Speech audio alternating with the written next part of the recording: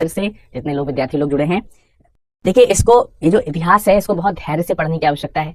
वस्तुतः तो इसके 3 भाग हैं। आप देखते हैं आधुनिक भारत सबसे अंत में आता है, इसके पहले अगर आप देखोगे तो मध्यकालीन भारत है, उसके पहले अगर आप देखोगे तो आपको प्राचीन भारत देखने को मिलेगा। तो आधुनिक भारत प्राचीन भारत से शुरू होते हुए आधुनिक भारत तक हम आते हैं, लेकिन हम यहाँ पर आधुनिक भारत का इतिहास आपके समक्ष लेके आए, यानी कि इतिहास के एक कालखंड को हम अलग लेकर के पढ़ रहे हैं। ऐसा हम किसी डेट के अकॉर्डिंग नहीं कह सकते हैं कि ये आज एक डेट है, यहाँ से जो आगे का इतिहास होगा उसको हम लोग आधुनिक भारत के इतिहास में पढ़ेंगे, क्योंकि जब आप आधुनिक भारत के इतिहास को देखते हो तो आपको पता चलता है कि एक ऐसा समय जिसमें आधुनिक भारत और मध्यकालीन भारत जो है वो मिक्स हो रहा है। जैसे जब हम बोलते हैं कि पुर्तगाली भारत में आते हैं, पुर्तगाली जब भारत में ठोस तरीके से व्यापार करने के लिए जब अपने कदम यहाँ रखते हैं, वहां से हम मानते हैं कि आधुनिक भारत के इतिहास की शुरुआत होती है। लेकिन वो समय वो भी है जिस समय भारत में मुगल सल्तनत चल रही है। तो मुगलों के समय से ही अगर आप देखेंगे तो उसी समय से ही हमको यहाँ पर देखने को मिल जाता है कि आधुनिक भारत का इतिहास शुरू है। और मुगलों में भी जब मुगल वास्तविक रूप में स्टैब्लिश हो रहे हैं, जैसे जब हम अकबर की बात करते हैं तो अकबर के समय तक पुर्तगाली वगैरह जो थे वो आ चुके थे, है ना। तो और दूसरी तरफ हम देखते हैं कि अकबर को कहीं ना कहीं हम लोग एक मजबूत शासक के तौर पर देखते हैं मुगल काल के, या यूं भी कई बार कहा जाता है कि मुगल काल में जो वास्तविक संस्थापक है मुगलों का वो अकबर ही है। उसके पहले के जो शासक थे वो आयाराम और गयाराम होते रहे।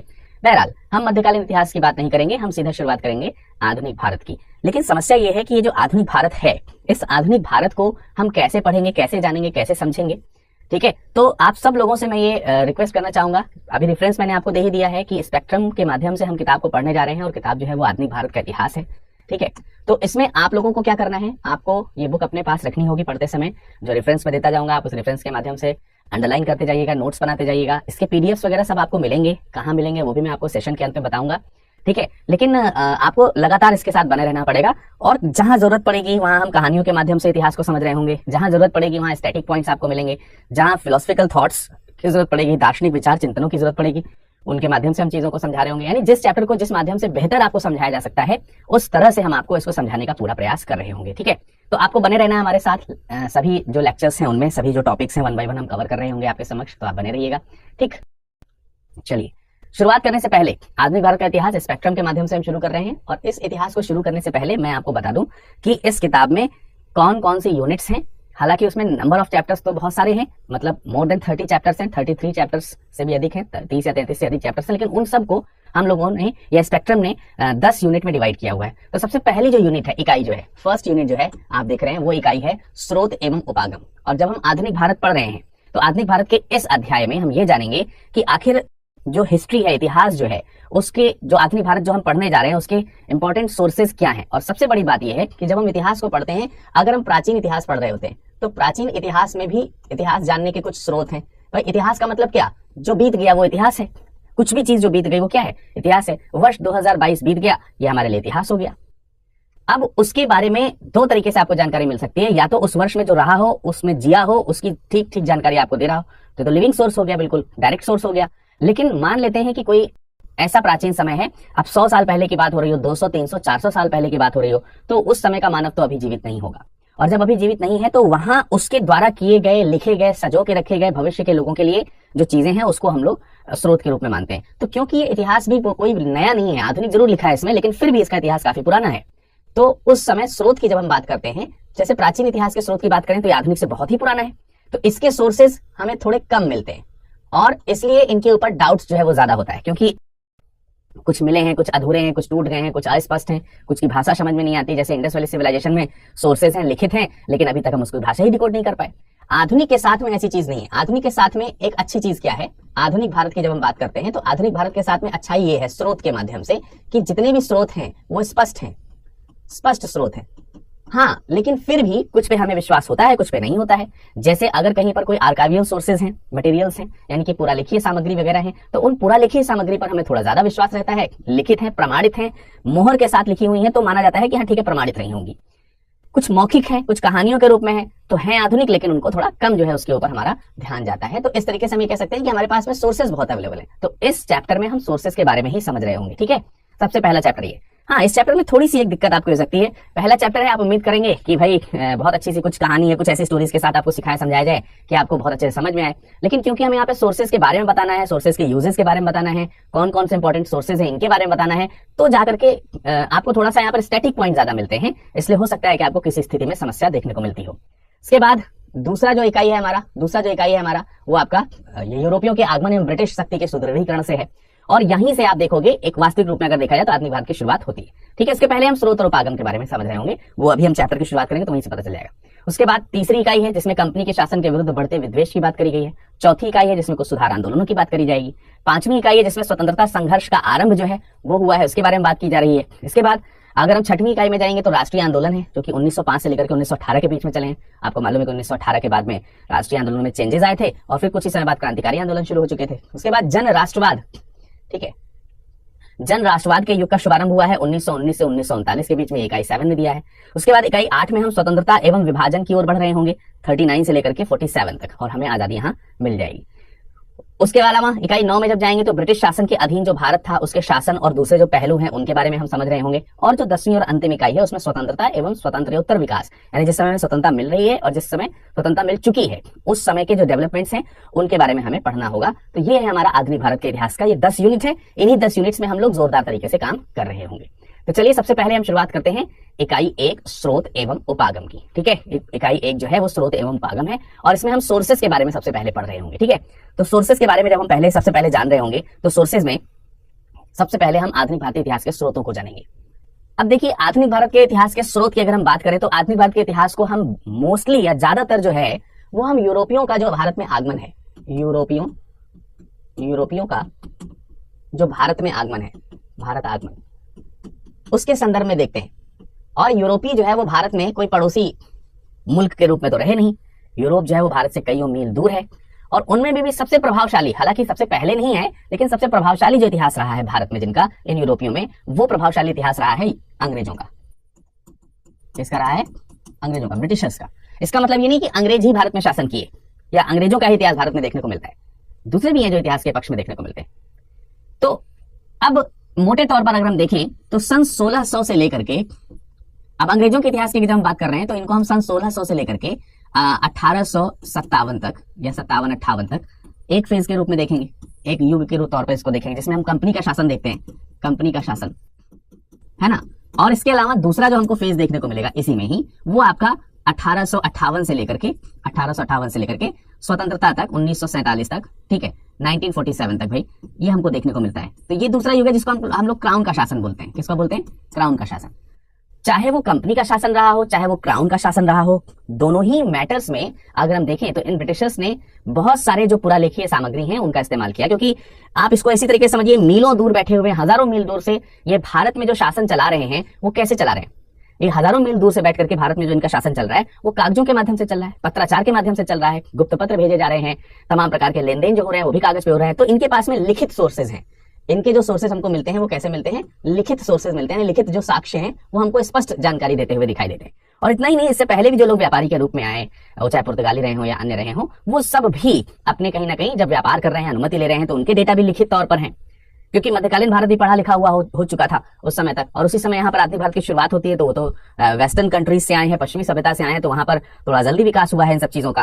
तो कहने का मतलब यहाँ पर बहुत सारी लिखित सामग्री है जिनको हम लोग आधुनिक भारत के इतिहास के स्रोत के रूप में देखते हैं, जानते हैं, समझते हैं। और इनमें सबसे बड़े अगर हम बात करते हैं तो उसमें जैसे पुर्तगाली हैं, डच हैं, फ्रांसीसी हैं, अंग्रेज हैं, इन सब के सोर्सेज हमको देखने को मिलते हैं। अच्छा, तो मैंने जैसा आपको बताया कि भाई ये एक तो इन लोगों ने सजा के रखा, company, British east India company जो आई थी उन्होंने संभाल के रखा। उसके बाद क्राउन के शासन में महारानी के समय में बहुत सारी चीजें हुई। तो महारानी खुद तो आई नहीं यहाँ शासन करने, लेकिन उनका ताज आया। ताज का मतलब उनके रिप्रेजेंटेटिव्स यहाँ पर आए शासन करने, तो उनकी भी लिखित सोर्सेज हमको सब मिलते हैं अच्छी तरीके से। ठीक है, तो तमाम सारी जो यूरोपियन ईस्ट इंडिया कंपनीज हैं वो सब यहाँ पर आती हैं और उनके माध्यम से हमको पुरालेखीय सामग्री जो है, यानी कि आर्काइवियल जो सोर्सेज हैं वो हमको देखने को मिल जाते हैं। तो चलिए सबसे पहले हम उसी के बारे में जानेंगे और समझेंगे कि क्रम क्या है। देखिए, पुरालेखीय सामग्री को हम लोग कई चीजों में डिवाइड कर सकते हैं। पुरालेखीय सामग्री हमको नेशनल आर्काइव्स ऑफ इंडिया में मिलेगा। 3 प्रेसिडेंसी जो है भारत में, जैसे कि रही थी ब्रिटिशर्स की, बंगाल है, मद्रास है और बॉम्बे है। इन प्रेसिडेंसियों के तमाम सारे पुरालेख हैं, तमाम सारे न्यायिक पुरालेख हैं, तमाम सारे निजी पुरालेख हैं। ठीक है, विदेशी संग्रहालयों के पुरालेखीय सामग्री उपस्थित हैं। और विदेशी संग्रहालयों की जब हम बात करेंगे तो पाकिस्तान में, पेशावर में, लाहौर में, तमाम जगहों पर इस तरीके के रिकॉर्ड ऑफिसेज हैं जिनमें पाकिस्तान में भारत के इतिहास की पुरालेखीय सामग्री मौजूद है, क्योंकि तब तो वो भारत ही है। तो इस तरीके से तमाम उनको सोर्सेज देखने को मिलता है। और इन्हीं सोर्सेज के बारे में चलिए सबसे पहले हम डिस्कशन करते हैं और फिर हम इस डिस्कशन को और आगे बढ़ाएंगे और फिर जानेंगे कि दूसरे प्रकार के सोर्सेज जो है वो क्या है। तो जब हम बात कर रहे हैं भाई पुरालेखीय सामग्री की, किसकी बात कर रहे हैं? पुरालेखीय सामग्री की। तो हमें यह समझना पड़ेगा कि पुरालेखीय सामग्री है क्या। ठीक है, ये आर्काइवियल जो मटेरियल्स हैं ये क्या होते हैं। इनका मतलब क्या है और इसको हम लोग इतिहास के सोर्स के रूप में या आधुनिक भारत के इतिहास के सोर्स के रूप में कैसे देख सकते हैं। तो आर्काइवियल सोर्सेज जो होते हैं, किसी प्रकार का कोई संगठन है, कोई लोक प्राधिकारी है, कोई सदस्य पर्टिकुलरली हम कह सकते हैं जो है वो किसी संघ या संगठन के द्वारा, आप सिंपली ऐसे समझिए, किसी संघ के द्वारा या किसी संगठन के द्वारा, ठीक है, या किसी लोक प्राधिकारी के द्वारा, लोक प्राधिकारी के द्वारा, इन सब के द्वारा कोई भी ऐसे लिखित दस्तावेज हैं, दस्तावेज जिन्हें संभाल करके रखा गया है भविष्य में अध्ययन जिसका किया जा सके, साक्ष्यों के तौर पर जिसको ले सकें। इसमें मान लेते हैं कि अच्छा, इसी पुरालेखी सामग्री में हम न्यायिक जो चीजें हैं, जैसे आप देख सकते हैं न्यायिक पुरालेख है, वो भी शामिल है कि जो प्रशासन है, संघ या संगठन जो है वो प्रशासन के तौर पर भी, प्रशासक या प्रशासकीय इकाई के तौर पर भी हो सकता है, प्रशासकीय जो इकाई है इसके तौर पर भी हो सकता है। इसके अलावा आप देखेंगे तो न्यायिक इकाई के तौर पर भी हो सकता है, ठीक है, न्यायिक इकाई के तौर पर हो सकता है, कई दूसरी प्रकार के सामाजिक संगठनों के तौर पर हो सकता है। तो ये सारे जो लोग होते हैं जो अपनी जो चीजें लिख करके रखते हैं, इनको हम लोग जो है पुरालेखी सामग्री के अंतर्गत मानते हैं। अच्छा, पुरालेखी सामग्री कौन बना रहा होगा, मतलब ये जब हम संघ या संगठन की बात कर रहे हैं तो ये कितने प्रकार के हो सकते हैं, लोक प्राधिकारी कौन कौन से हो सकते हैं, प्रशासनिक और न्यायिक की जब हम बात करें तो वो कैसे कैसे हो सकते हैं। इन सब के आधार पर हम इन सोर्सेज को, यानी कि ये जो पुरालेखी सामग्री है, ये जो आर्काइवियल सोर्सेज जो हैं, इनको हम लोग 2 से 3 या 3 से 4 भागों में डिवाइड कर सकते हैं। अब वो 3 से 4 भाग क्या हैं, जैसे कि आधुनिक भारत के इतिहास के स्रोत जानने के लिए सबसे इंपॉर्टेंट तो हमारे पास में यही है, और इसको भी हम 3-4 भागों में डिवाइड कर सकते हैं, जैसे केंद्र सरकार। केंद्र सरकार का मतलब यहां पर ये हो गया कि केंद्र सरकार की पुरालेखीय सामग्री है ना। केंद्र सरकार की पुरालेखी सामग्रियों में क्या क्या चीजें आएंगी उसके बारे में हम अभी आपको थोड़ा सा बता देंगे। पर क्योंकि इस तरीके के सोर्सेज तो राज्यों में भी हो सकते हैं या प्रांतों में भी हो सकते थे, तो उसमें प्रांत हुआ करते थे, तो इनको हम राज्य सरकार के जो पुरालेखीय सामग्री है उसके सोर्स के रूप में भी मान सकते हैं। कुछ मध्यवर्ती पुरालेखीय सोर्स की सामग्री हो सकती है। इसके अलावा खुद अधीनस्थ और न्यायिक अभिलेख होते हैं, है ना, न्यायिक अभिलेख। तो कहने का मतलब यह है कि हम पुरालेखी सामग्रियों को 2-3 भागों में डिवाइड करके पढ़ सकते हैं या जान सकते हैं।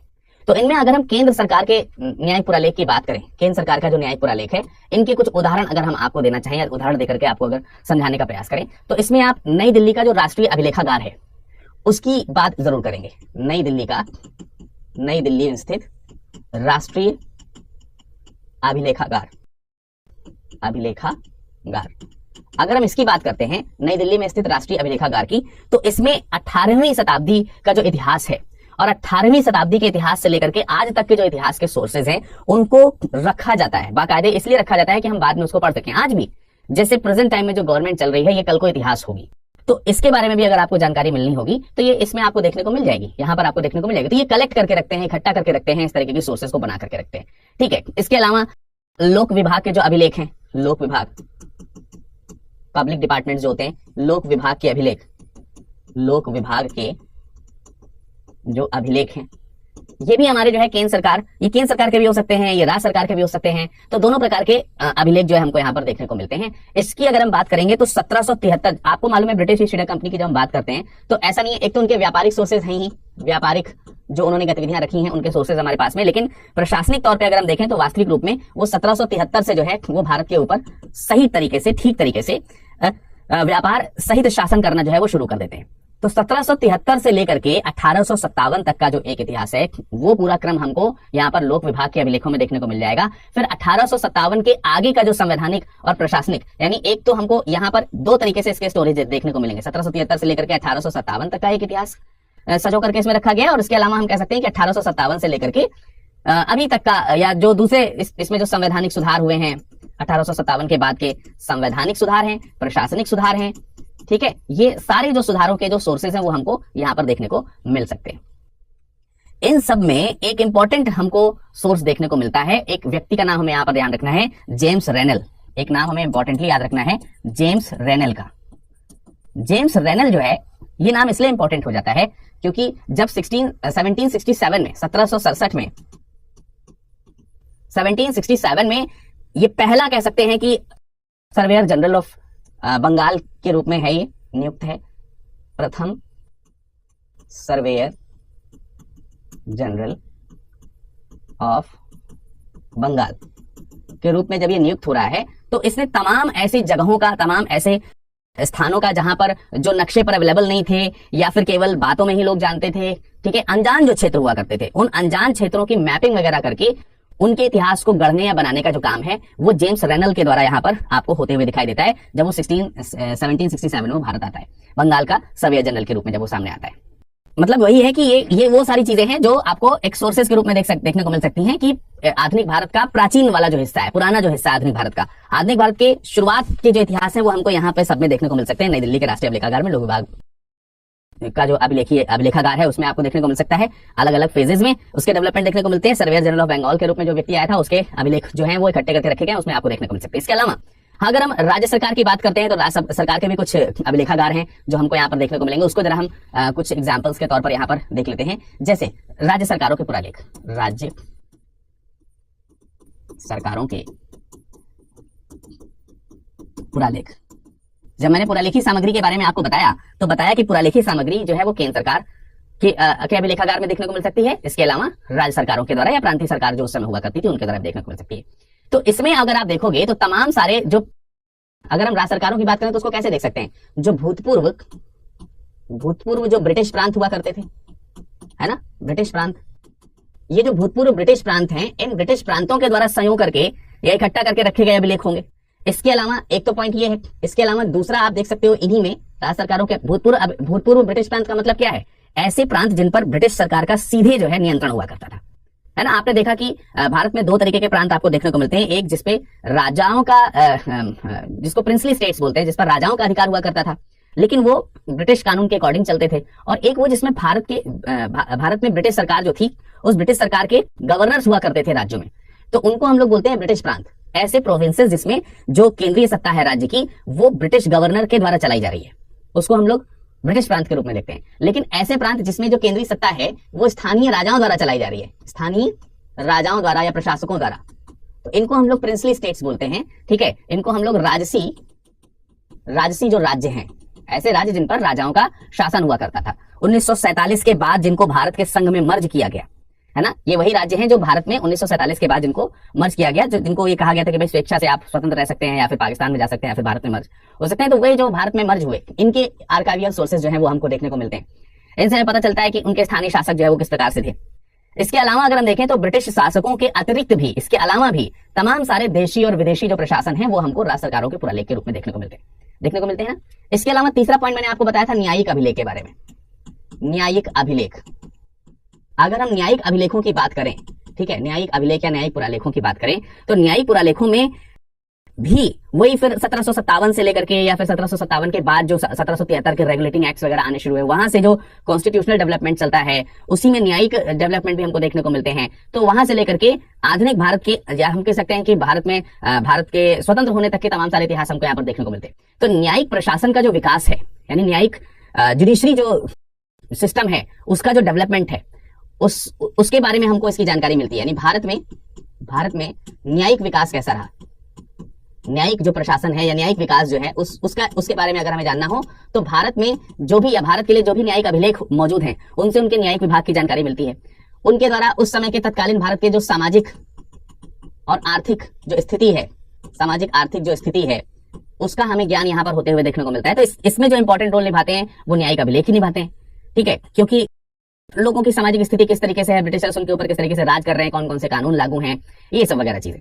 अब इसके लिए कुछ कोर्ट्स हैं जिनके नाम हमको यहाँ पर देखने को मिलेंगे, जहां पर उन कोर्ट्स के जहां पर आर्काइवियल जो है वो इकट्ठे हैं। जैसे कि आपको यहाँ पर फोर्ट सेंट जॉर्ज का नाम लेना पड़ेगा। तो फोर्ट सेंट जॉर्ज में मेयर के कोर्ट का पूरा लेख है ना।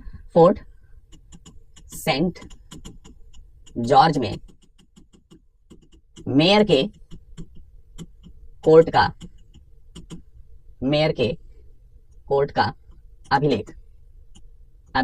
ठीक, तो सेंट जॉर्ज फोर्ट जो है, जो कि आपको मालूम है चेन्नई में है ना, इसमें जो है अगर आप देखोगे तो इसमें मेयर के कोर्ट का अभिलेख है। और इसमें अगर हम बात करें तो 1689 या उसके आरंभ के समय के जो पहले न्यायिक दस्तावेज हैं भारत में, पहले न्यायिक दस्तावेज जो है वो हमको यहाँ पर या इसके आर्काइव्स में हमको देखने को मिलते हैं, इसके अभिलेखागार में देखने को मिलते हैं। तो जो जुडिशरी का डेवलपमेंट है वो हमको यहाँ से देखने को बहुत अच्छे तरीके से मिलता है चेन्नई में। अब ये जो है ये मद्रास का जो अभिलेखागार है, मद्रास अभिलेखागार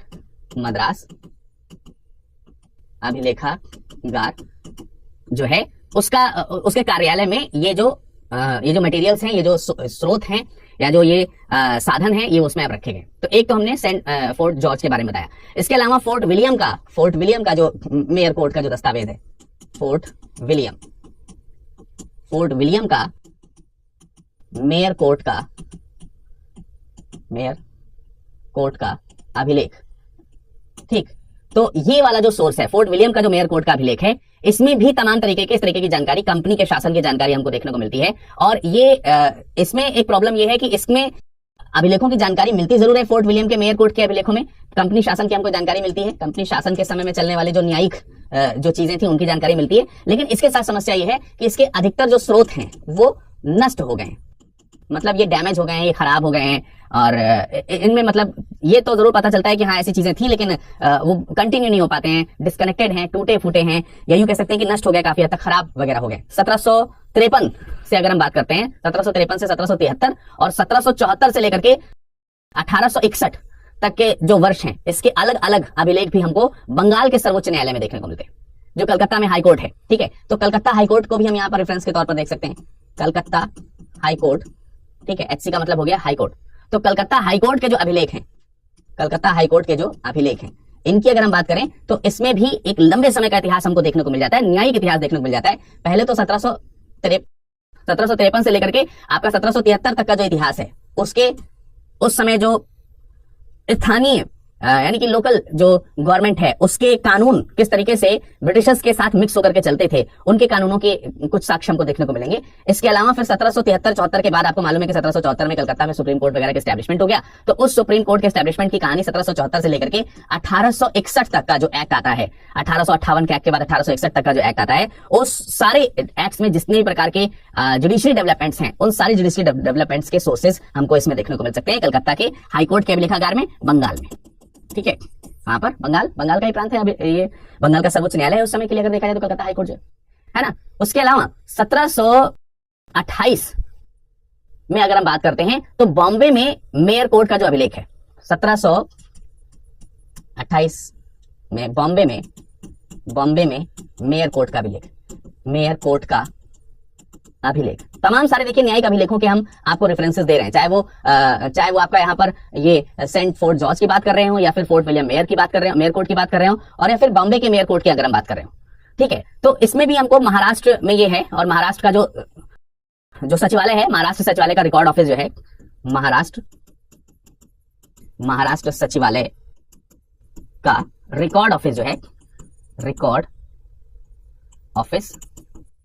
जो है, ठीक है। महाराष्ट्र सचिवालय का जो रिकॉर्ड ऑफिस है उसमें ये सारे दस्तावेज उपलब्ध हैं, और जितने भी ऐतिहासिक महत्व के या फिर ऐतिहासिक अनुसंधान के जो आपको सोर्सेज हमको यहाँ पर देखने को मिलते हैं, ऐतिहासिक महत्व का मतलब क्या है कि इतिहास को अगर कोई रिसर्च करना चाहता है, इतिहास को कोई अनुसंधान के स्तर पर ले जाना चाहता है, तो उसके हिसाब से बहुत ज्यादा इंपॉर्टेंट है। और इस इंपॉर्टेंस में वो जो तीन जगह के जो प्रेसिडेंसीज हुआ करती हैं, जिसके नाम भी मैंने आपको यहाँ पर लिख करके दिखा दिए, ठीक है, और उनके जगहों के दस्तावेज कहाँ पर रखे गए उसको भी लिख करके दिखा दिया, समझा दिया, शायद आपने नोट भी कर लिया होगा। तो जो 3 प्रेसिडेंसीज हैं, कलकत्ता की, बंबई की और मद्रास की जो प्रेसिडेंसीज हैं, उनके सदर और दीवानी न्यायालयों के जो अभिलेख हैं वो सारे बहुत इंपॉर्टेंट हैं। अगर आप एक उस समय के इतिहास का रिसर्च करना चाहते हैं तो उनको जो है आप पढ़ते हैं तो आपको अच्छा खासा रिसर्च जो है देखने को मिल जाता है, तो ये काफी इंपॉर्टेंट हो जाते हैं। तो मैंने आपको इनके माध्यम में इस फेज में अगर देखें तो हमने इसमें राज्य सरकारों के पुरालेख के बारे में बताया, न्यायिक अभिलेख के बारे में बताया। इससे पहले अगर आप देखोगे तो इससे पहले मैंने आपको यहाँ पर वो जो केंद्र सरकार के, तो ये जो तीनों फेजेस हैं एक तरीके से हमने लगभग यहाँ पर कवर कर दिए हैं, जिसमें आपको ये समझ में आ गया होगा कि ये जो पुरालेखीय सामग्री है वो किस तरीके से, ठीक है। केंद्र सरकार में नेशनल आर्काइव्स ऑफ इंडिया भी आ जाएगा एक सोर्स यहाँ पर जो लिखा हुआ है।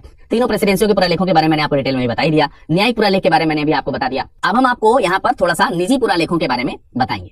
अब देखिए निजी पुरालेखों की बात करें तो इसमें नाम से ही पता चल रहा है, निजी का मतलब ये हो गया कि ये किसी व्यक्ति के द्वारा खुद जो इतिहास को सीखा समझा गया है उससे संबंधित, मतलब अब आप सोचेंगे सर यहाँ पर भी इसी तरीके की चीजें, देखिए ये संगठन के द्वारा, मैंने आपको बताया ना, संघ या संगठन या लोक प्रशासनिक अधिकारी या प्राधिकरण जो है, प्रशासनिक इकाई है, न्यायिक इकाई है, तो उनके द्वारा रखा गया है, यानी उनके द्वारा सर्टिफाइड है, ठीक है, संस्था के द्वारा सर्टिफाइड है, तमाम सारे लोगों के द्वारा सर्टिफाइड है। लेकिन अगर कोई चीज खुद निजी तौर पर लिखी गई है, बताई गई है, समझाई गई है, तो उसे हम लोग निजी पुरालेख के रूप में जानते हैं, समझते हैं। तो इनमें से कुछ पॉइंट्स हैं जो मैं आपको यहाँ पर बता देता हूं, जैसे कि इंपॉर्टेंस के तौर पर अगर हम बताएं तो जो राष्ट्रवादी आंदोलन हुए, एग्जांपल लीजिए आप, राष्ट्रवादी जो आंदोलन भारत में हो रहे हैं, क्रांतिकारी आंदोलन जो भारत में हो रहे हैं, तमाम सारे प्रसिद्ध नेता वगैरह हैं उसमें शामिल हैं, तो उनके अगर हम निजी दस्तावेजों की बात करेंगे, भाई निजी अभिलेखों का मतलब क्या हो गया, निजी अभिलेख जो है इनका मतलब क्या हो गया, जो निजी दस्तावेज है, निजी दस्तावेज, और इन निजी दस्तावेजों का एग्जाम्पल मैं आपको दे ही रहा हूं, जैसे कि मैंने आपको बताया कि तमाम सारे आंदोलनकर्ता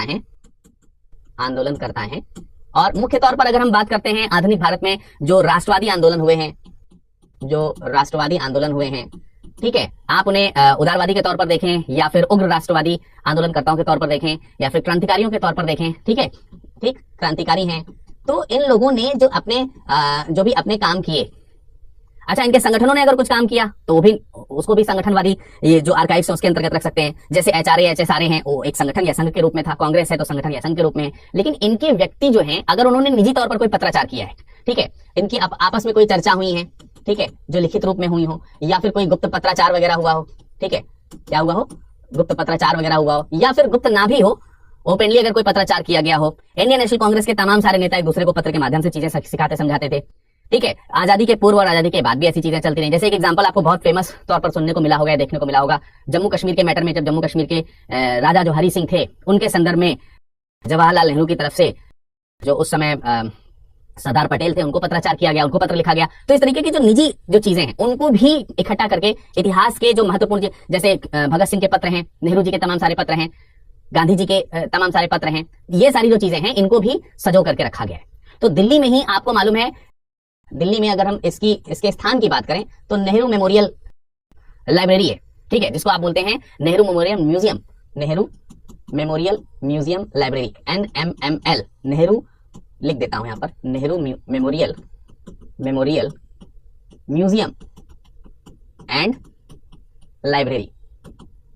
तो इसमें जो है ये सारे दस्तावेज काफी अच्छी तरीके से सजो करके रखे गए। तो इसमें स्वतंत्रता के संघर्ष की कहानी है, स्वतंत्रता के समय की कहानी है, उसका इतिहास है, स्वतंत्रता के बाद जो डेवलपमेंट्स हुए हैं उनसे संबंधित जो चीजें हैं वो भी यहाँ पर सजा करके संयोग करके रखी गई, ठीक है। तो ये हो गई हमारी निजी पुरालेखों की बात। इसके बाद मैंने आपको बताया था कि कुछ विदेशी जो संगठन हैं उनके पुरालेख भी मौजूद हैं। तो विदेशी संगठनों के पुरालेख भी हमको यहाँ पर ध्यान रखने हैं। जैसे एक बार हम यहाँ पर आकर के वापस देख लेते हैं विदेशी संगठनों की, जब हम बात कर रहे हैं तो विदेशी संगठनों के पुरालेख क्यों इतिहास में हमारे लिए इंपॉर्टेंट है, जरा देखिए। यहाँ पर मैंने आपको बताया हुआ है न्यायिक पुरालेख है, निजी पुरालेख है, और निजी पुरालेख के बाद आपको यहाँ पर विदेशी संग्रहालयों के पुरालेखीय सामग्री देखने को मिलती है। और विदेशी संग्रहालयों में ही एक इंपॉर्टेंट हमको देखने को, अब तो हमारे लिए पाकिस्तान भी विदेश है क्योंकि पहले तो है नहीं, लेकिन तब उस समय भारत के तौर पर उसके पास में रिकॉर्ड्स थे जो कि विदेशी संग्रहालयों के तौर पर जाने जाएंगे। लाहौर के रिकॉर्ड्स ऑफिस है, तो इनके बारे में भी जरा कुछ एक दो बात कर लेते हैं। जैसे कि अगर हम यहाँ पर विदेशी संग्रहालयों के पुरालेखों की बात करें तो विदेशी संग्रहालयों के पुरालेख या पुरालेखीय सामग्री की बात करें तो इसमें भी बहुत सारे नाम हैं जो आप याद रख सकते हो।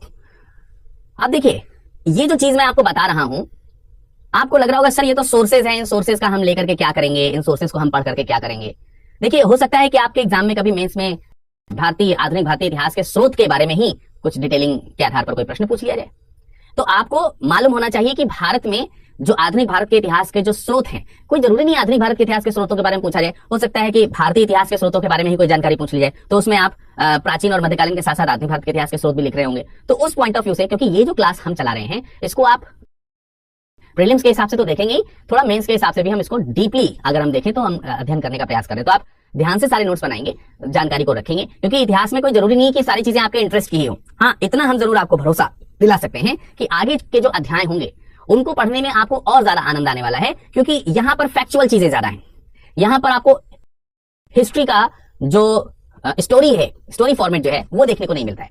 तो यहाँ आपको थोड़ा सा कंसंट्रेट होकर के चीजों को पढ़ना, लिखना, समझना, और मैं आपको बताऊं इसे आप बार बार पढ़ेंगे तो आपको ये अपने आप याद हो जाएगा। याद होने का मतलब समझ में आने लगेगा कि हाँ, फला चीज के सोर्सेज हमको वहां से मिलेंगे, और जैसे जैसे हम आधुनिक भारत के इतिहास में आगे बढ़ते जाएंगे आपको ये सोर्स जो है वो रिकॉल होते चले जाएंगे कि हाँ भाई, सर ने बताया था या आपने पढ़ा था कि ये जो सोर्स है इसकी जानकारी हमको वहां से मिल रही है। ठीक है, तो हम यहाँ पर यही बता रहे हैं कि विदेशी जो संगठन है उनके पुरालेख जो है, उनके जो संग्रहालय हैं, उनके जो पुरालेखी सामग्री है वो भी काफी बड़ी मात्रा में, बहुत व्यापक है, बहुत ब्रॉड है, जो विदेशी संग्रहालयों में रखे गए, जिसमें से यूरोपियन संग्रहालय जो है, यानी यूरोप में स्थित तमाम सारे ऐसे संग्रहालय हैं जो इसमें बहुत महत्वपूर्ण भूमिका निभाते हैं। तो हम यहाँ पर यूरोपियन संग्रहालयों की बात करेंगे। ठीक है, किनकी बात करेंगे? यूरोपियन संग्रहालयों की। यूरोपियन संग्रहालयों की बात क्यों करेंगे? क्योंकि आधुनिक भारत जो है वो यूरोपियों से ही मिलकर के बना हुआ है, आपको मालूम ही है। उसमें चाहे ब्रिटिश का हो, चाहे वो डचों का हो, चाहे पुर्तगालियों का हो, चाहे फ्रांसीसियों का हो, किसी का भी हो, तो सबके अपने रिकॉर्ड्स जो है वो हमको देखने को मिलते हैं। अब इनमें में से एक इंपॉर्टेंट नाम मैं लेना चाहूंगा, इंडिया ऑफिस रिकॉर्ड्स, जिसको कॉमनवेल्थ रिलेशंस अभिलेख के तौर पर भी जाना जाता है। ठीक है, India office records, India office records. ठीक है, तो इसको हम लोग, मैंने आपको बताया कि कॉमनवेल्थ रिलेशंस अभिलेख जो कि लंदन में है, अभिलेखागार, कॉमनवेल्थ रिलेशंस अभिलेखागार है ये, अभिलेखागार, ये लंदन में है। ये कहां पर है?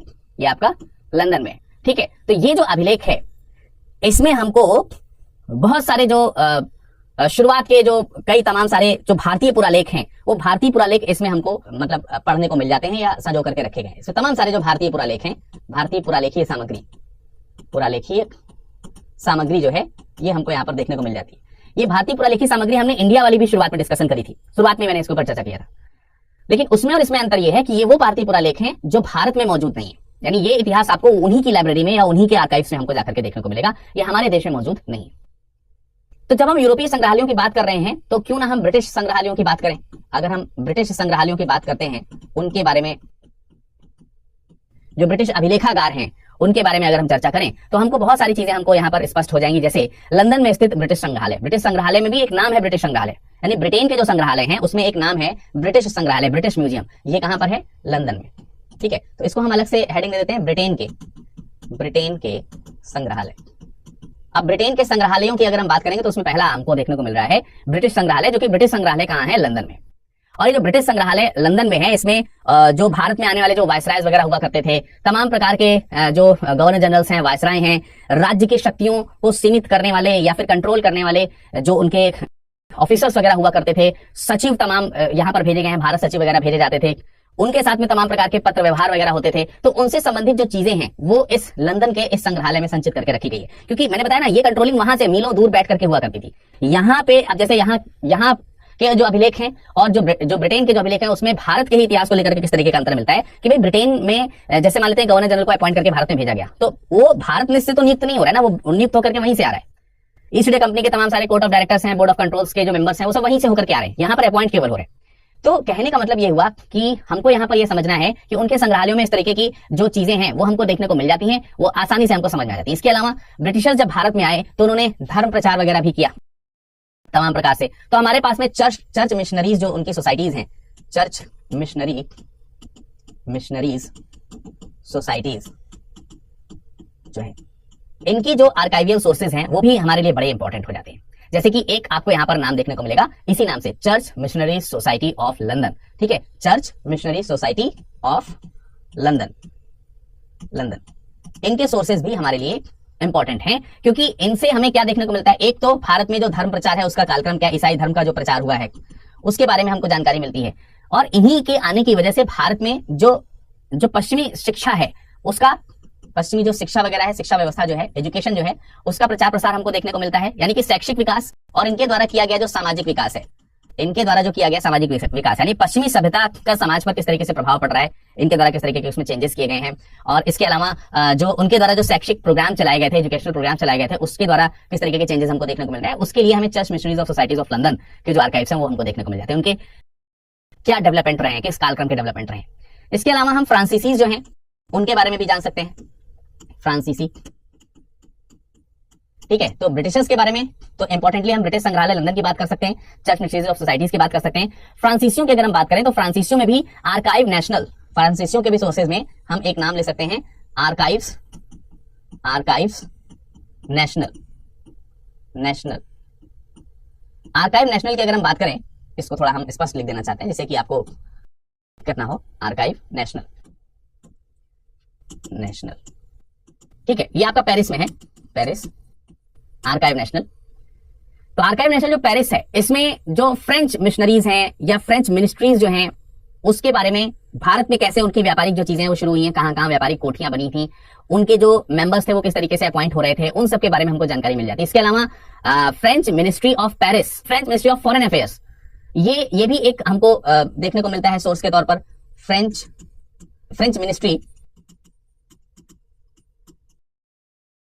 French ministry of foreign affairs, जिसके बारे में मैंने बताया, foreign affairs, French ministry of, थोड़ा सा लंबा जरूर नाम है ये, French ministry of foreign affairs, colonies and war. ये इसके जो पुरालेख हैं, इससे हमें फ्रांसीसी इतिहास, भारत में फ्रांसीसी इतिहास कैसा रहा था उसके बारे में जानकारी स्पष्टता मिल जाती है। इसके अलावा एक और नाम हमको यहाँ पर इंपॉर्टेंटली मिलता है, वो है रिक्सर चीफ। रिक्सर चीफ जो है, अगर हम डच कंपनियों की बात करें तो उसके लिए रिक्सर चीफ संग्रहालय जो है, जो कि हेग में आपको देखने को मिलेगा। ठीक है, रिक्सर चीफ का संग्रहालय जो कि हेग में आपको देखने को मिलता है। इसमें डच जो कंपनी है, उस डच कंपनी के कार्यों के बारे में हमको देखने को मिलेगा। ठीक है, तो ये कुछ विदेशी सोर्सेज हैं जो मैंने आपको बताए, जैसे कि एक नाम मैंने आपको यहाँ पर ब्रिटेन के लिए बताया, इसी तरीके से फ्रांसीसियों के बारे में, इसी तरीके से डच के बारे में, इसी तरीके से एक दो नाम हमको और देखने को मिल सकते हैं, जैसे कि पुर्तगाल के लिए,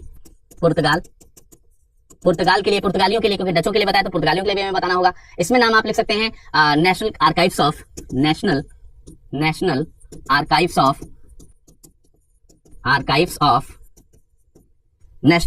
ऑफ पुर्तगाल। ठीक है, तो नेशनल आर्काइव्स ऑफ पुर्तगाल जो है, उससे आपको जो पुर्तगाली शासन है उसके बारे में भी आपको समझ में आ जाता है, जानकारी मिल जाती है कि उनके सोर्सेज जो है वो क्या रहे होंगे। तो इस तरीके से तमाम सारे विदेशी सोर्सेज हैं, विदेशी जो कह सकते हैं कि सामग्री है, पुरालेखी सामग्री है, संग्रहालयों में जो संजो करके रखी गई है, वो आपको यहाँ पर देखने को मिल जाती है। तो विदेशी सोर्सेज में ये तो हमने सारी चीजें आपको बताई, लेकिन एक चीज हमको विदेशी सोर्सेज में और देखने होती है या जानकारी रखनी होती है, जैसे कि मैंने आपको बताया कि विदेशी संग्रहालयों की जो पुरालेखी सामग्री जो मैंने अभी आपको दिखाई, उसमें एक इंपॉर्टेंट नाम आपको लाहौर के रिकॉर्ड ऑफिसेज के भी देखने को मिलते हैं। आप जरा देखिए, इसमें मैं क्या आपको बताने या समझाने की कोशिश कर रहा हूं, वो ये है कि 1947 से पहले का जो भारतीय इतिहास है, उसके जो दस्तावेज हैं, 1947 से पहले तो भाई पाकिस्तान भी भारत ही है, तो जो भारत के जो दस्तावेज थे वो लाहौर में, पाकिस्तान में लाहौर के रिकॉर्ड ऑफिस में रिकॉर्ड्स थे। लेकिन क्योंकि उसके बाद वो डिवाइड हो गया भारत और उसके बाद वो पाकिस्तान में चला गया, तो विदेशी सोर्सेज में हम लाहौर का रिकॉर्ड ऑफिस भी लिख सकते हैं। ये हमको यहाँ पर ध्यान रखना है। विदेशी सोर्सेज में ही, विदेशी संग्रहालयों के सोर्सेज में ही लाहौर के रिकॉर्ड ऑफिस, जो कि पाकिस्तान के पुरालेख के रूप में जाने जाते हैं, वो हमको देखने मिलते हैं। इसके अलावा पेशावर के अभिलेख हैं। इसके अलावा यहाँ पर हम नाम जो है वो पेशावर का भी लिख सकते हैं, पेशावर। ठीक है, पेशावर के जो अभिलेख हैं वो पाकिस्तान के अभिलेखों के अंतर्गत गिने जाएंगे। 1849 से लेकर के 1900 तक के पेशावर के कमिश्नर्स वगैरह जो थे, उनके जो अभिलेख हैं, 1901 से लेकर के उत्तर पश्चिम जो प्रांत हुआ करता था, सीमांत प्रांत के जो अभिलेख हैं, वो सब इसमें इकट्ठे करके रखे गए हैं, वो सब यहाँ पर सजो करके रखे गए। तो ये सारी डिटेल जो मैंने आपको बताई, ये सारी डिटेल जो है ये पुरालेखीय सामग्री के तौर पर मैंने आपको बताई। तो आधुनिक भारत के इतिहास में बहुत बड़े सोर्स के रूप में पुरालेखीय सामग्री है, और पुरालेखीय सामग्रियों को एक बार मैं फिर से आपके सामने डिटेल कर देता हूं। पुरालेखीय सामग्रियों को हम केंद्रीय, राजकीय और न्यायिक पुरालेखीय सामग्रियों के सोर्सेज में डिवाइड कर सकते हैं। मैंने आपको केंद्र सरकार के पुरालेखीय सामग्रियों के बारे में बताया, राज्य सरकार की पुरालेखीय सामग्रियों के बारे में बताया, न्यायिक अभिलेखों के बारे में मैंने आपको बताया, है ना। उसके अलावा जो निजी पुरालेख थे उसके बारे में भी थोड़ा सा जानकारी जरूर मैंने आपको दी, जैसे कि मैंने आपको बताया कि क्रांतिकारी हैं, राष्ट्रवादी लोग हैं, इन्होंने आपस में जो चीजें लिखी हैं वो सब है। तो यही एग्जांपल नहीं है, दूसरे भी हैं। इसके अलावा विदेशी संग्रहालयों में मैंने ब्रिटेन से लेकर के आपको पुर्तगाली और ब्रिटेन और जो फ्रांसीसीज हैं, डचेज हैं, सारे सोर्सेज के साथ साथ मैंने भारत के जो सोर्स हो सकते थे, जो कि अब विदेशी सोर्स हो गए, जिसको हम पाकिस्तान के रूप में जान रहे हैं, तो उनके बारे में मैंने आपको यहाँ पर बताया। लेकिन क्या इतिहास के सोर्स में सिर्फ यही एक है पुरालेखीय सामग्री ही, जिससे हम भारतीय इतिहास के स्रोतों को समझ सकते हैं? ऐसा नहीं है। पुरालेखीय सामग्रियों के आगे भी कुछ दूसरे सोर्सेज हैं, जैसे कि जीवनी, साहित्य एवं संस्मरण, समाचार पत्र पत्रिकाएं। इसके अलावा मौखिक तमाम सारे प्रमाण हैं, ये बहुत ज्यादा प्रामाणिक नहीं माने जाते हैं। उसके अलावा तमाम सारे सृजनात्मक साहित्य हैं, जिसमें नॉवेल्स वगैरह पढ़ते हैं, और चित्रकला वगैरह जो है, ये भी आधुनिक भारत के इतिहास के स्रोत के तौर पर जाने जाते हैं। और इनमें अगर हम जीवनी, साहित्य और संस्मरण की अगर हम बात करें, तो इनमें सबसे ज्यादा जो महत्वपूर्ण है वो है यात्रा वृत्तांत। यात्रा वृत्तांत। अब ये यात्रा वृत्तांत क्या है? ट्रेवल्यूट्स जिनको आप बोलते हैं। कोई व्यक्ति विदेश से यहाँ आया या यहाँ से विदेश गया, उसने यात्रा करी, यात्रा के दौरान बहुत सारी चीजें लिखी, जानी समझी, तो वो यात्रा वृत्तांत के तौर पर जानी जाती है, और ऐतिहासिक सोर्सेज में इसका बड़ा इंपॉर्टेंस रहता है।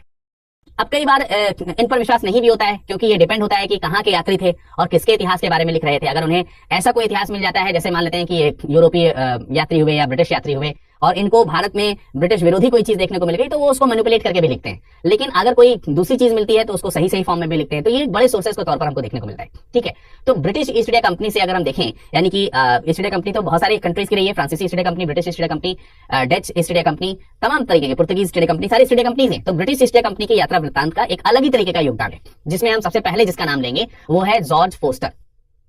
जॉर्ज फोस्टर के यात्रा वृत्तांत की हम बात क्यों करते हैं यहाँ पर? जॉर्ज फोस्टर की अगर हम बात करें, तो जॉर्ज फोस्टर की यात्रा वृत्तांत की हम यहाँ पर बात क्यों करते हैं, उसका भी कारण है।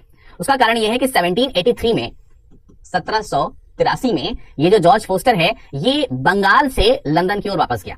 और जब ये बंगाल से लंदन की ओर वापस जा रहा है तो बंगाल से लखनऊ होते हुए, श्रीनगर होते हुए, क्या नाम है, कश्मीर वगैरह की यात्रा करते हुए काबुल जाता है। काबुल से कैस्पियन सागर होते हुए ये सेंट पीटर्सबर्ग से इंग्लैंड, ऐसे ये इसकी यात्रा है। तो अगर आप यहां से बंगाल से लेकर के इंग्लैंड तक की जो इसकी यात्रा देख रहे हैं, बंगाल से लेकर के इंग्लैंड तक की जो इसकी यात्रा आप देख रहे हैं, इस यात्रा के दौरान इसने उत्तर भारत की जो राजनीतिक स्थिति है, उत्तर भारत की जो राजनीतिक स्थिति है, राजनीतिक स्थिति, इसका बहुत ही सटीक वर्णन जो है वो स्थिति इसका जो है, इसका बहुत ही सटीक वर्णन इसने किया है।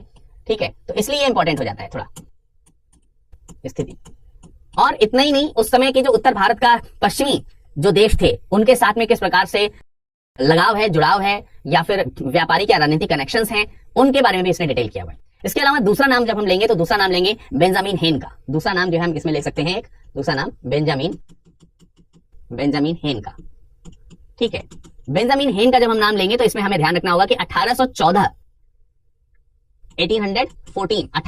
में इसने several tours through various parts of the peninsula ऐसे करके उसका एक यात्रा वृत्तांत है। यात्रा वृत्तांत जो है एक तरीके के लेख ही होते हैं, रचनाएं, किताबें होती हैं।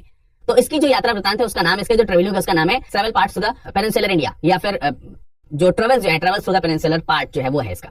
तो उस किताब में इसने जो प्रायद्वीपीय भारत है, प्रायद्वीपीय भारत जो है, उस प्रायद्वीपीय भारत के बारे में बहुत डिटेल से बताया हुआ, बहुत अच्छे से एक्सप्लेन करते हुए बताया है। तो हम उससे प्रायद्वीपीय भारत में किस प्रकार के जो राजनीतिक संबंध हैं उत्तर भारत के साथ और दूसरे अन्य देशों के साथ, उसके बारे में, और मुख्य तौर पे जो उसके आर्थिक उत्पाद हैं, दक्षिण भारत के जो आर्थिक उत्पाद हैं, आर्थिक उत्पाद, इनके बारे में बड़ी डिटेल में जानकारी है बेंजामिन हेन देता है। इसके अलावा अगर हम बात करें तो 1831 में जेम्स बर्न्स के बारे में को भी हम याद कर सकते हैं, जेम्स बर्न्स। ठीक है, जेम्स बर्न्स ने 1831 में अपना ट्रेवल्यूग लिखा हुआ है जिसका नाम है visit to the court of the Sindh. ठीक है, क्या नाम है? Visit to the court of the Sindh. अब ये वाला जो इसका ट्रेवल्यूग है जेम्स बर्न्स का, इसमें उसने सिंध के प्रांत के बारे में तमाम सारी जानकारियां दी हुई हैं। साथ ही साथ जो कच्छ वाला जो प्रांत है हमारे देश में, गुजरात के जो प्रांत है, भुज का जो एरिया है, उसकी स्थलाकृति जो है उसका इतिहास यहां पर लिखने का प्रयास किया है। इसी तरीके से एक नाम आपको अलेक्जेंडर बर्न भी देखने को मिलता है। तो जेम्स बर्न्स है, इसके अलावा एक नाम मिलता है अलेक्जेंडर बर्न्स। अलेक्जेंडर बर्न का भी हमको एक नाम देखने को मिलता है। इन्होंने 1834 में 1834 में एक ट्रेवल्यूग लिखा हुआ है। इसमें ट्रेवल्स, इनका जो ट्रेवल्यूग उसका नाम है ट्रेवल्स इनटू बोबारा। ट्रेवल्स इनटू बोबारा, ये ट्रेवल्स इनटू बोबारा में अपनी यात्रा में बताते हैं कि कैसे जो भारत से काबुल की जो यात्रा है इनकी, उस भारत से काबुल की यात्रा के इनके तीन वॉल्यूम जो हैं वो हमको देखने को मिलते हैं। तो इन 3 वॉल्यूम्स में इस व्यक्ति ने ये बताने का प्रयास किया है उस समय इसके जो उद्देश्य हैं वो क्या हैं, यानी ब्रिटिशर्स के जो उद्देश्य हैं उसको इसने अपने ट्रेवल्यूग्स में लिखा हुआ है। और ये लिखा हुआ है कि किस तरीके से जो ईस्ट इंडिया कंपनी है वो भारत में, ईस्ट इंडिया कंपनी जो है वो भारत में जो काबुल है उसके साथ में व्यापार कर सकती थी, उसकी क्या संभावनाएं हैं, काबुल के साथ जो संभावनाएं हैं, उन संभावनाओं को बताने का प्रयास जो है इस ट्रेवल्यूग में किया गया है। और उसके साथ साथ ये पता लगाना कि भाई जो सिंध का प्रांत है उसमें किस तरीके की संभावनाएं हैं, मतलब यही सारी चीजें, इसी सिंध क्षेत्र जो है वो किस तरीके से ब्रिटिशर्स के योग्य हो सकता है, ये सब चीजों के बारे में पता लगाने की बात इसमें करेगी। इसके अलावा एक नाम आपको और यहाँ पे याद रखना है, CJ डेविडसन का। आपने डेविडसन नाम तो गाड़ी के नाम पे भी सुना होगा, एक और नाम मैं आप लिख दे रहा हूं, CJ डेविडसन। इन सब लोगों की यात्रा वृत्तांत ब्रिटिश दस्तावेज के रूप में बहुत ही महत्वपूर्ण हो जाते हैं, बहुत ही इंपॉर्टेंट हो जाते हैं। 1843 में 1843 में इन्होंने डायरी लिखी, उसका नाम था डायरी ऑफ द ट्रेवल्स। ठीक है, तो diary of the travels and adventures ऐसे करके इनकी एक डायरी थी। उस डायरी में भी जो अपर इंडिया का जो पार्ट है, अपर इंडिया के पार्ट यानी कि उत्तर भारत का जो हिस्सा है उसके बारे में इन्होंने बताया। इसके अलावा जॉन बटलर के बारे में हम जान सकते हैं। जॉन बटलर ने असम प्रोविंसेस के बारे में बताया हुआ है। 1855 के आसपास के उनके ट्रेवल्यूग्स हैं जिसमें ट्रेवल्स ऑफ एडवेंचर्स करके उनकी किताब है। उसमें जो पहाड़ी क्षेत्र हैं, जनजातीय क्षेत्र हैं, उनके बारे में बताया गया है। इसी तरीके से W.S. स्लीमैन है, उसने journey through the kingdom of Awadh एक लिखा हुआ है, journey through the kingdom of Awadh. तो उसमें अवध के जो प्रशासनिक और राजनीतिक जो इतिहास है उसका वर्णन उसने उसमें किया होता है। ऐसे करके तमाम सारे जो हमें यात्रा वृत्तांत हैं वो हमको देखने को मिलते हैं। ठीक है, तो ये तो ब्रिटिश यात्रा वृत्तांत के बारे में मैंने आपको बताया।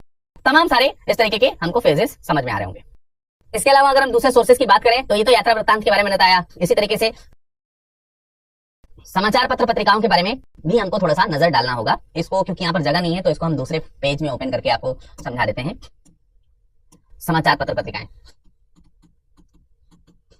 समाचार पत्र या फिर दूसरी जो पत्रिकाएं हैं उनके माध्यम से किस तरीके से हम सोर्सेस के रूप में हम इसको देख सकते हैं, उसकी अगर हम बात करें तो देखिए समाचार पत्रों में जो मतलब मुख्य बात क्या होती है समाचार पत्र की, जो समाचार है, जो जानकारी है, उसे जन सामान्य तक पहुंचाना।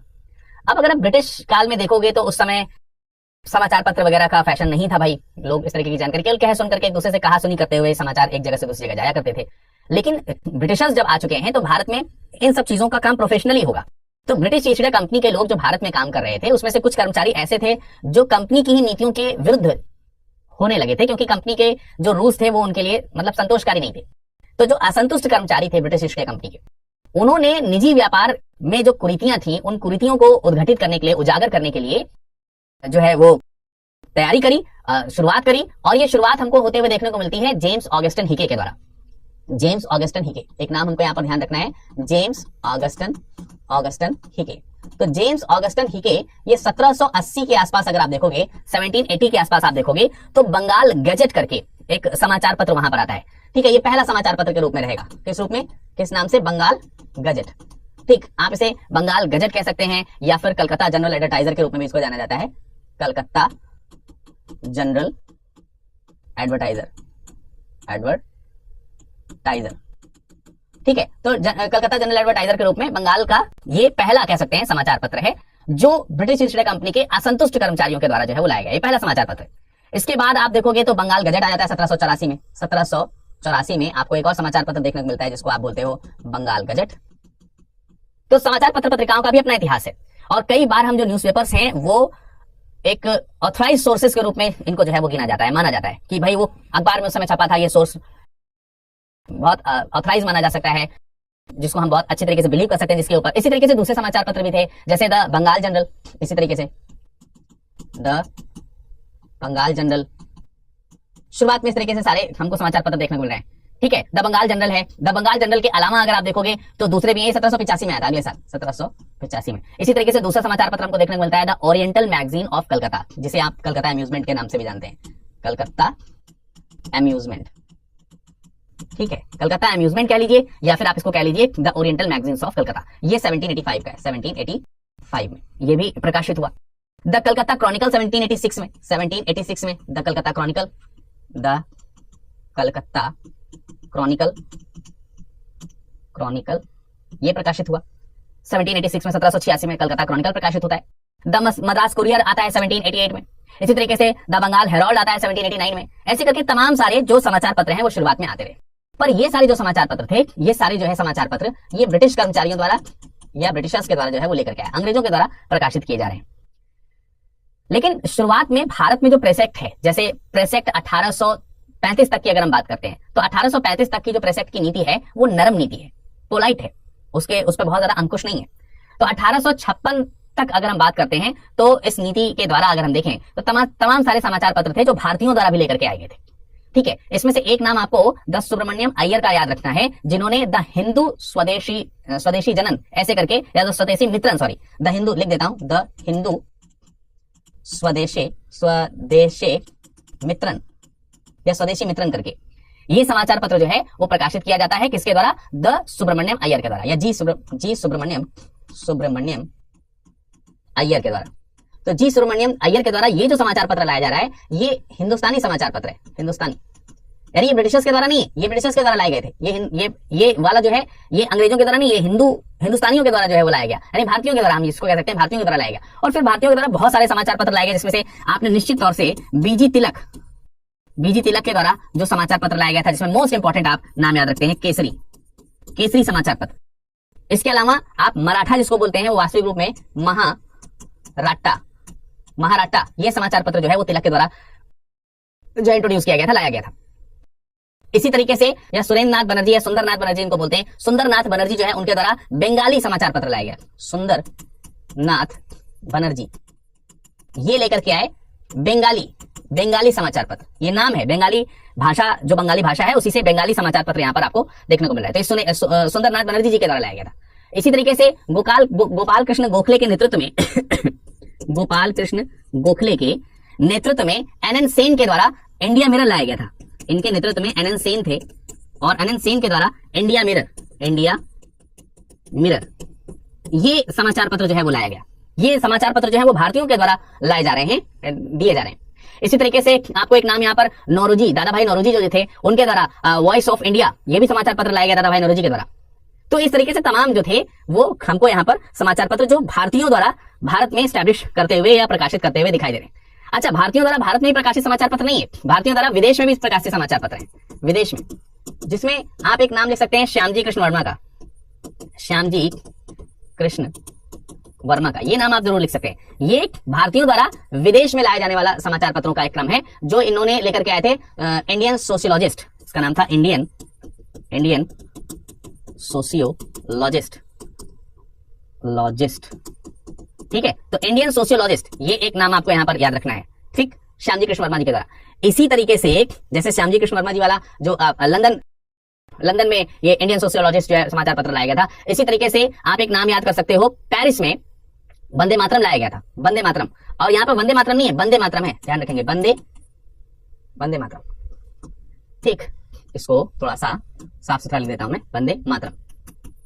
और ये जो वंदे मातरम है ये समाचार पत्र मैडम भीखाजी कामा के द्वारा लाया गया था, मैडम भीखाजी कामा, ठीक है। तो ये नाम भी आपको याद रखना है, मैडम भीखाजी कामा का नाम याद रखना है, जो इन्होंने वंदे मातरम जो है समाचार पत्र पेरिस में, ये भी ध्यान रखना है, कहां पर, पेरिस, विदेशों की बात कर रहे हैं। ये आपका लंदन में, ये कहां है, लंदन में, ये कहां है, पेरिस में, ठीक है। इसी तरीके से वीरेंद्र नाथ चट्टोपाध्याय हैं, वीरेंद्र नाथ चट्टोपाध्याय हैं, इन्होंने तलवार समाचार पत्र जो है वो प्रकाशित किया हुआ है बर्लिन में समाचार पत्र जो है वो तलवार है। तो ये कुछ विदेशी समाचार पत्र पत्रिकाएं भी हैं जो हमको यहाँ पर देखने को मिल रही हैं। तो समाचार पत्र पत्रिकाएं भी एक अच्छे सोर्सेस के रूप में हमको देखने को मिलती है, ठीक है। सैन फ्रांसिस्को में गदर पार्टी के द्वारा गदर समाचार पत्र जो था वो भी लेकर के आया गया था। तो समाचार पत्र पत्रिकाएं जो है वो भी काफी इंपॉर्टेंट रोल अदा करती है। इसके अलावा अगर हम मौखिक सोर्सेस की बात करें तो ये कुछ ज्यादा प्रमाणित नहीं है, इसके ऊपर हम खास चर्चा भी नहीं करने वाले, लेकिन हाँ कुछ सृजनात्मक साहित्य जरूर हमको देखने को मिलते हैं। अब अगर हम सृजनात्मक साहित्यों की बात करें तो इसमें बहुत तरीके के कथानक हैं, कहानीकार हैं, कथाकार हैं, साहित्यकार हैं, कवि हैं, लेखक हैं, ये सब इसके अंतर्गत आ जाते हैं। इसमें सबसे ज्यादा प्रभाव अगर आप देखने को मिलेगा तो तमाम सारे राष्ट्रवादी कवि जिन्होंने राष्ट्रवादी भावनाएं प्रेरित करी हैं वो हमको देखने को मिलते हैं। इनकी जो कविताएं हैं उनको रोमांटिक काव्य के रूप में जाना जा सकता है। जो स्वतंत्रता का जो संघर्ष है उसके लिए उन्होंने कहानियां लिखी हैं, प्रेरित किया है लोगों को, जिसमें आप उर्दू अगर आप कह सकते हैं कि उर्दू काव्यकार का नाम अगर आप लिखेंगे तो मोहम्मद इकबाल का नाम आप जरूर लिखेंगे। इसी तरीके से हिंदी में निराला जी की रचनाएं हैं, इसी तरीके से बंगाली में काजी नजरुल इस्लाम है, इसी तरीके से केशव सुध हैं वो मराठी में लिखते हैं, इसी तरीके से मलयालम में जी शंकर कुरूप हैं, इसी तरीके से सुब्रमण्यम भारती हैं वो तमिल में लिखते हैं। तो ये तमाम प्रकार के रोमांटिक उपन्यास जो है वो सृजनात्मक साहित्य के रूप में हमको देखने को मिल ही जाते हैं। तमाम प्रकार के सृजनात्मक साहित्य हैं जो हमको देखने को मिलते हैं। इसके अलावा सृजनात्मक साहित्यों में एक नाम आपको एक कड़ी जो है वो उपन्यासों की भी रखनी है। तमाम सारे उपन्यासकार हैं, जैसे बंकिम चंद्र चटर्जी हैं, सूर्या राम देसाई हैं, प्रेमचंद का नाम आप बिल्कुल भूल ही नहीं सकते हैं, फणीश्वरनाथ रेणु हैं, तमाम सारे इनकी रचनाएं हैं, जैसे कि आनंद मठ बंकिम चंद्र चटर्जी की बात कर सकते हो आप, प्रेमचंद जी के गोदान की बात कर लो, सेवा सदन की बात कर लो, रंगभूमि, प्रेम भूमि, तमाम प्रेमाश्रम, इस तरीके से तमाम जो है बातें कर सकते हैं आप। फणीश्वरनाथ रेणु का मैना आंचल है, ठीक है। ये तमाम सारे जो उपन्यास हैं इन्होंने भी बहुत मजबूती से कह सकते हैं कि अपना योगदान दिया हुआ है। इतिहास, उस समय के सामाजिक परिस्थिति, सामाजिक आर्थिक स्थितियां जो है उसको आप बहुत अच्छी तरीके से समझ सकते हैं इनके माध्यम से। स्वतंत्रता की और राष्ट्रवाद की जो प्रेरणाएं हैं वो भी इनके साहित्यों से देखने को मिलती है। इसके अलावा चित्रकला का भी हमको यहाँ पर ध्यान रखना है। चित्रकला के विद्यालय के रूप में कंपनी स्कूल हम लोग जानते हैं, कंपनी स्कूल चित्रकला। इसमें क्या होता था कि जैसे मुगल काल में जो चित्रकारी थी वो काफी फेमस थी, लेकिन मुगल चरित्र जैसे जैसे खत्म होता चला गया और जैसे जैसे विदेशी चरित्र का उद्भव होता शुरू हो चुका था तो कला जो थी वो खो चुकी थी, मुगल कालीन कला जो है वो समाप्त हो चुकी है। लेकिन बाद में आर्ट का यूज जो है, कला का या चित्रकारी वगैरह का जो यूज है, ब्रिटिशर्स जो है अपने व्यावसायिक या फिर ऐतिहासिक पर्पज से करना शुरू कर चुके थे। जैसे कि कोई रेलवे का प्रोजेक्ट है या फिर कोई प्राकृतिक जो इतिहास है उसका वर्णन करना है किसी चीज का, तो इन सब चीजों में, या कोई सर्वेक्षण कराना है तो उसकी ब्लूप्रिंट तैयार कराना है, तो इन सब चीजों में लोगों को भर्ती किया जाता था, कलाकारों को जो है, चित्रकारों को भर्ती किया जाता था और स्कूल में ट्रेन करके इस तरीके की चीजों की ट्रेनिंग दी जाती थी। 1760 में तमाम सारे लोग जो थे वो बंगाल के मुर्शिदाबाद से पटना की ओर आ गए। पटना में 18वीं शताब्दी में एक तरीके से बहुत सारे जो चित्रकार हैं वो यहाँ पर आपको आते हुए देखने को मिलते हैं और तकरीबन 11 कला केंद्रों की स्थापना जो है अकेले पटना में हो जाती है। तो पटना में चित्रकला केंद्र जो है बहुत स्थापित हुए, इसी तरीके से वाराणसी में हुए, इसी तरीके से इलाहाबाद में हुए, अलग अलग जगहों पे बहुत सारे कला केंद्र और उनके मुख्यालय जो है वो खोले गए, जो कि उनके द्वारा बनाए गए जो चित्र हैं वो उस समय के इतिहास को थोड़ा बहुत रिप्रेजेंट करते हैं। 1857 की क्रांति हुई तो उसको लेकर के बहुत सारे चित्रकारों ने चित्रकारी करी। उसके बाद चित्रकला की अगर हम बात कर रहे हैं तो कालीघाट चित्रकला का विकास हुआ 19वीं शताब्दी में। जैसे 18वीं शताब्दी में आप पटना चित्रकला के विकास की बात कर रहे थे, स्कूल कॉलेजेस जो थे वो खुलने शुरू हो चुके थे। इसी तरीके से 19वीं शताब्दी में जो कालीघाट चित्रकला है उसका भी बहुत अपना एक विस्तृत रूप जो है हमको देखने को मिलता है। उसमें ये कालीघाट चित्रकला है तो कलकत्ता से, बंगाल से संबंधित है, ये भी हमको ध्यान रखना है। 19वीं सदी में बंगाली जो चित्रकला है वो भी काफी ज्यादा फेमस रही, इसने बंगाल के इतिहास को काफी ज्यादा मतलब वर्णन किया है। तो इस तरीके से आप देखेंगे भारतीय इतिहास के ये दूसरे सोर्सेज हैं। और सबसे इंपॉर्टेंट सोर्सेज के तौर पर मैंने आपको शुरुआत में ही गिनाया था कि पुरालेखीय सामग्री है, लेकिन उसके अलावा ये भी हैं सामग्रियां जिनको हम इतिहास के स्रोत के रूप में जानते हैं। और इसके आगे जो है अब हम अगले भाग में पढ़ेंगे, अगले चैप्टर में पढ़ रहे होंगे। और आप निश्चिंत रहिए, इन सब चीजों की जो पीडीएफ वगैरह है वो आपको मिल जाएगी। सेकंड जो पार्ट है हमारा वो लेखन और उपागम का है। तो लेखन और उपागम के बारे में हम लोग जब जानकारी ले रहे होंगे वो अगला अध्याय होगा। लेकिन इस चैप्टर में फिलहाल इतना ही, जिसमें मैंने आपको तमाम सारे सोर्सेज बताए हैं और उम्मीद करते हैं कि इन सोर्सेज के बारे में आपको समझ में आया होगा। और मैं ये बिलीव दिला सकता हूं कि अगर इनको पढ़ने या सुनने के बाद अगर आप स्पेक्ट्रम की बुक पढ़ेंगे या फिर आप दूसरी कोई भी इस तरीके की सोर्सेज वाली जो बुक्स पढ़ेंगे उसमें आपको तमाम सारे सोर्सेज देखने को मिलेंगे, सीखने समझने को मिलेंगे। अगर आप इस लेक्चर का पीडीएफ प्राप्त करना चाहते हैं तो आप हमारे टेलीग्राम से जुड़ सकते हैं। और टेलीग्राम है VIRADDUBEY, विदाउट एनी स्पेस, कोई स्पेस नहीं है, 01। तो विरद 01, विरद दुबे 01, ये हमारा टेलीग्राम आईडी है। आप यहां से जुड़ करके इस लेक्चर का पीडीएफ जो है वो प्राप्त कर सकते हैं और इसी में आप अपना जो डिस्कशन है वो भी कर सकते हैं। उम्मीद करते हैं आपको पूरा सेशन बहुत अच्छे से समझ में आया होगा। इंतजार करिए अगले सेशन का, कल हम फिर मुलाकात करेंगे इसी का सेकंड फेज लेकर के, यानी इकाई 1 लेसन 2 उपागम और लेखन या लेखन और उपागम, इसको लेकर के उपस्थित होंगे। फिलहाल एक बार फिर से आप सभी लोगों को बहुत सारी शुभकामनाएं। नमस्कार, धन्यवाद।